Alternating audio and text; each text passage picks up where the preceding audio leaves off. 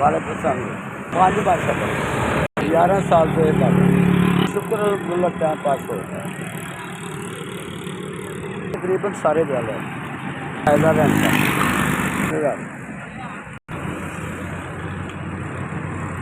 रुपये का लभ जाएंगे। शुक्र अल्हम्दुलिल्लाह टाइम पास हो गया। बच जाना साढ़े अपना मुकद्दर सारे भी पैदा भी पैदा साढ़े भी पैदा महंगाई का तो हर बंदे के असर है। शुक्र अल्हम्दुलिल्लाह टाइम पास बड़ा बहुता हो गया।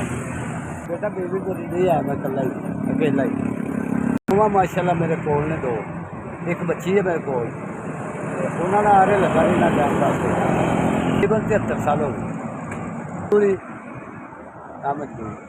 लम्बा पै जाए बंदा बेकार हो जाता। अल्लाह ने तंदुरुस्ती दी माड़ा मोटा चल सकते हैं ऐसी कि बेटा जिस भी भेजे ने ना अल्लाह ताला उसका भला करे, अल्लाह ताला रहमत करे। 4000 रुपये ने सानू कटिया।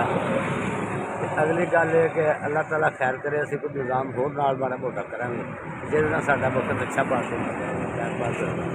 जिन्हों ने भेजे ने अल्लाह ताला इन्होंने रहमत करे, इन्होंने बच्चों तंदुरुस्ती दे, इन्होंने तंदुरुस्ती दे। तो बड़ी मेहरबानी इन्होंने साडी नाल की।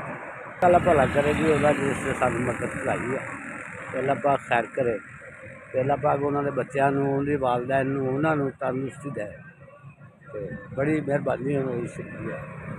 FSG फिर भी S वालों की मेहरबानी है जिन्होंने मेरे तक मदद पहुँचाई है, उन्होंने मेहरबानी है, उन्होंने शुक्रिया।